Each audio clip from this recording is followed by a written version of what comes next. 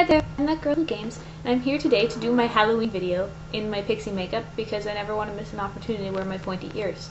So I have today for you 4 games that I think are very creepy and very good to play for Halloween. I thought about doing 5, but then I thought I'd defy convention and do 4. It's a rebellious way to live on Halloween. Okay, so the first one I have to recommend for you is Castlevania Symphony of the Night.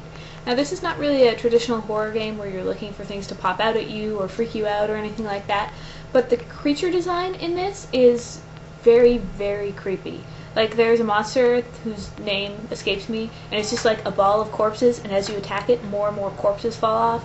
Then you have, the whole decaying monster enemies, and, there's vampires, so what's more Halloween than vampires? I guess ghosts. There are ghosts in there too. It's got it all. It's this nice sort of Halloween themey game without being too horrifying, but of course it's very scary for me because I'm not very good at it, so everything that I come across can kill me. I spend a lot of time screaming and lashing out while playing it. But it's fantastic. If you haven't played a Castlevania game yet, do it, because they're great. They're a classic video game series, and they're available on almost every platform. So you can't say, well, I don't have that system, because you might use that excuse. Okay, sorry.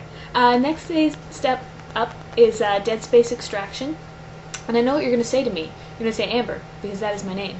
Say, Amber, Dead Space Extraction is not a real Dead Space game. And that's true. It's an on-rail shooter. It's a very good on-rail shooter. And I think the fact that they have control of the motion of the game allows them to create a creepier narrative than we have in the other Dead Space games. The other Dead Space games are very much something jumps out of you, it's scary looking, the enemies are fast moving, and all those kinds of things that appeal to our fear instincts. But it doesn't have that creepy narrative that I really enjoy. So Extraction, whether you get Dead Space 2 and play it on your PlayStation 3 or if you play it on the Wii, fantastic game, works really well with the motion controls as far as shooting and picking up items, and it also has a great co-op mode that makes it a little bit easier because 2 of you are firing guns and at the same time competing for ammo, which can be kind of fun as well. The next one, again, is a sort of older game. It's Eternal Darkness Sanity's Requiem for GameCube. This is, some people have said, the last good game Silicon Knights made. That's harsh to Silicon Knights. But it's really, really scary. If you've ever been to my blog, you've probably read what I wrote about it there. Very creepy game. Your character's slowly going insane. The premise is you play several different characters, all connected by one central character who's looking who's investigating the murder of her grandfather, using this book made of human skin.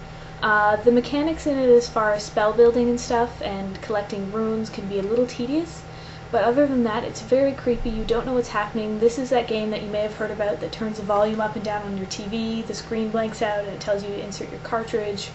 It just does a lot of these things to twist. You're walking along and your head falls off. Your character's just walking and they're crying and screaming.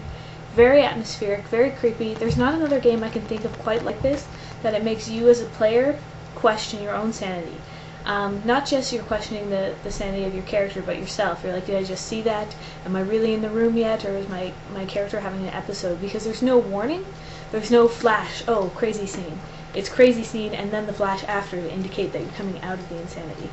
Very fun game.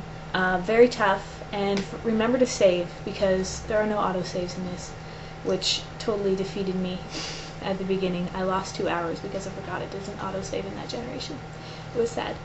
Okay, the next one up that I'm trying to play for this Halloween is Bioshock. Bioshock, again, creepy enemy design, very good atmosphere, very good feeling of isolation. I haven't been able to get very far in it yet because I keep getting freaked out when playing it, because for some reason I keep thinking it's a good idea to play it at night. But just the idea of the world that's been created here is kind of haunting. This world without morality, where scientific principles rule supreme, and this whole Ayn Rand philosophy that they've integrated into here in this very twisted way makes it not only a good game as far as tension and gameplay, but also a good thematically creepy game, which I think is also important. And I am tacking on a 5th game. I think I've talked about it before, but just if it's Halloween, you gotta play Costume Quest. It's the freebie for the PSN Plus this month, so check it out. It's a great nostalgic, humorous Halloween game where you get to dress up in costumes and look for candy. Okay, that's all I have for you today. I hope you enjoyed my pointy ears and you play some of these games and get creeped out. Otherwise, I'm that girl who games, and I will see you next week. Bye.